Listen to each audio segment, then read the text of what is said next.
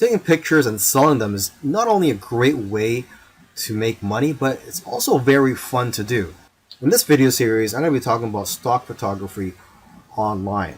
And so this is where you upload your photos to stock photography agencies and their websites, and then you would get paid a commission or royalty whenever somebody purchases your pictures from these websites. And stock photography is never going away and will always be in demand. Although I must warn you, it is harder to make money selling photos nowadays than it is before, say a few years ago, because of the competition. However, there are people who are making six figures per year with stock photography. And this video series was created to help you rise above your competition. Lastly, I just want to say that stock photography is a great learning experience, and you're going to become a much greater photographer because of it. It's also satisfying when you see companies using your work and knowing that your work has value. And like I said earlier, it's fun. Now here are some quick photo tips for you. Only high quality photos are going to be accepted into stock photo sites. So if you want to have high quality photos, you need a high quality gear. So I highly recommend that you use a DSLR camera, and a plain 50mm lens is just fine. Now you're going to want to try to take pictures that are difficult for regular people to take with their smartphones. And if you are going to be using DSLR cameras, try modifying your shutter speed and try to play around with it. For example, you could try taking long exposure photos. Long exposure photos tend to sell more. When you're taking these pictures, make sure that there's a concept behind the photo. You have to try to capture photos with intention, and also try to make your photos socially relevant. Another important key is to make sure that your picture elicits some type of emotion or has some type of purpose, such as showing that it's the fall season. Now, photos that do well are in the niches related to food, health, beauty, fitness, money, and business. You also have to remember to leave some room for copy and text for the users to put on the photo. And you should know that photos are not going to be accepted if there are brands, names, or license plates in the background. And if you have models in your photos, they will have to sign a release form. Now that you've taken some pictures, where do you sell those pictures online? Well, the easiest way to find these sites is just to type in stock photos on Google, and you'll find plenty of stock photography websites where you can upload your photos. Now, let me just give you some of the top sites out there. Okay, there is Pond5, which pays 50% of the sale, Alami, which pays 40% royalty per photo, and there is one photographer that I know of who makes $100,000 per year from just this one website. Okay, and there's IEM, which pays 50%. A lot of photographers are having success with this site. And there is Getty, which pays 20 to 30%, but they do sell photos for a much higher price, between $300 to $500. Okay, and 123RF, this stock photo site, the way they work is that the more photos you upload, the higher the royalty percentage that they'll pay you. And there's iStock, which pays 15 to 45% depending on the photo, but they'll pay you a higher rate if your photos are exclusive to their site. And there's Dreamstime, which has a very thorough approval process, but if you do get approved, they'll pay you 25 to 50% royalty and up to 60% if your photos are exclusive with their site. Plus, they'll even pay you an extra 20 cents per photo. And then one of the biggest stock photography websites out there is Shutterstock. They'll give you the most exposure because of their reach, huge customer base, and ability to advertise your photos. And there's Adobe, which will give you almost as much sales but higher sales amounts. And Adobe stock is integrated into the Adobe software. There's iStock Getty Images, which can also get you a lot of sales. Now, what I usually do advise to photographers is to stay away from some of the larger stock agencies, such as Shutterstock, iStock, etc. because they're publicly held companies, and they're more interested in making their shareholders happy and not the individual contributors. They just don't have the incentive to help contributors grow and make more money. However, if you are a beginner, you may want to try out these larger stock agencies just to test out the waters and to gain experience at first. And then you could try out the smaller agencies such as Dreamstime, Stockfresh, etc. The advantage of working with these smaller agencies is that there's less competition for you as a contributor. But then again, everybody is different, so you have to figure out what works for you. And interestingly, I know of somebody who makes more money uploading to free stock photo sites like Pixabay than other stock photo sites, because people have the option to donate to you when they download your photos for free.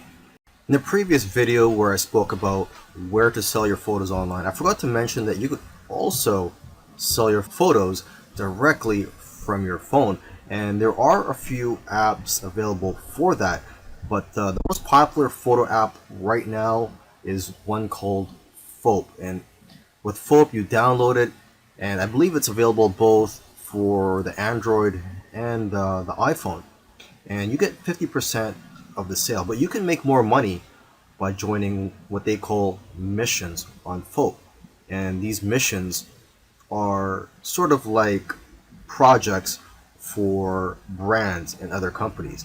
And each mission, if you are to win these missions, they pay a prize for the winning people, and it usually starts at around $50, and usually it can be a lot higher. Okay, now if you want to have success with this app, you want to analyze the photos which have already been sold. So take a look at the sold tab in the explore section of the app. I also recommend that you analyze the profiles of people who have won missions or sold a lot of photos, as they usually have a lot of good photos which can give you ideas. And lastly, you could create profile on Phope and follow people. So you can follow other photographers and they could follow you, and you guys can share tips with each other and be more successful in the long run. Earlier, I mentioned that you should try to avoid large stock photography websites such as Shutterstock. However, if you're new and you want to gain some experience, or for whatever reason, if you feel that large stock photography websites are for you, here are some keys to success. Obviously, these big sites have thousands of photos, and photos that have less saturation will sell the best. For example, pictures of cats, unless there's something unique about the picture, won't do as well as pictures of animals in the wild. Another example is pictures of iconic buildings such as the White House. These types of pictures won't do as well because there's already a lot of pictures of the White House out there.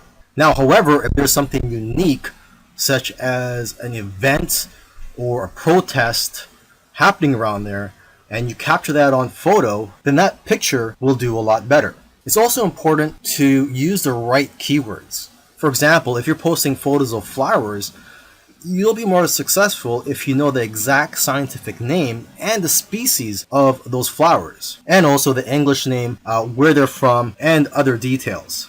And from what I've seen, the best-selling images are the ones with themes such as Christmas, Halloween, Easter, etc.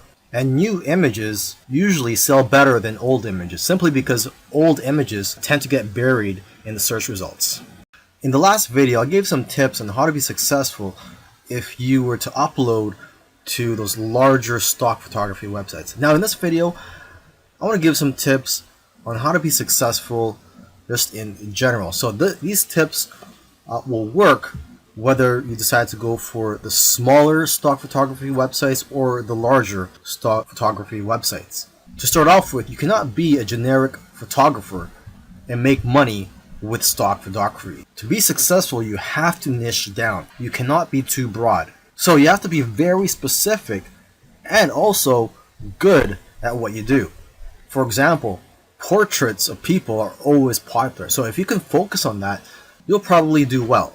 You should also stay in tune with what's going on in the world. People who are talking about the popular topics of today need images to support what they're saying. And if you are going to be uploading to multiple stock photography websites, you can use an app called MicroStalker for tracking your sales across multiple agencies. And lastly, if you're consistent, you'll increase your chances of being successful with stock photography. You'll do best if you upload a small amount of photos consistently. Selling your photos on stock photography websites is great. However, there is a lot of competition and it is harder to make money nowadays than it is in the past. So one thing I like to tell people who are involved in stock photography, if they want to take their business to the next level, is to start their own website and just sell photos from your own website. And what I like about being in control, having your own website and selling your photos from your own website, is that you can collect the emails of your customers and people who visit your website. And basically, whenever you have new photos, you can notify your list of subscribers. You could also offer deals from time to time. You see, when you have an email list, you could just email them whenever you're in need of some cash flow. Now, what I recommend you do is, if you are going to start your own website, is to make your website focused on one niche. I know of somebody who made $4,000 in 1 month from his own site. Now, aside from just collecting emails from your customers, you could also collect emails from people who just visit your website. And to entice them to opt in, you could run a contest where if they enter their information, such as their email and their name, they'll be entered to win a photo or a print. Another great thing about building a list of subscribers is that you can build a relationship with your audience and that you're going to get repeat sales in the future. You see, when people buy your photos from stock photography websites, you don't collect their information. So it's not like you could tap their shoulder in the future and say, hey, would you like any of my other photos or my newest photos? This way, with your own website, you could just notify them, like I said earlier, whenever you have new photos or if you have a discount that you're offering. You should also sell prints of your photos from your own website to increase your revenues. Now, if you're scared to start your own website, there are several tools out there that make it very easy for you. And one tool that I highly recommend is called Shopify.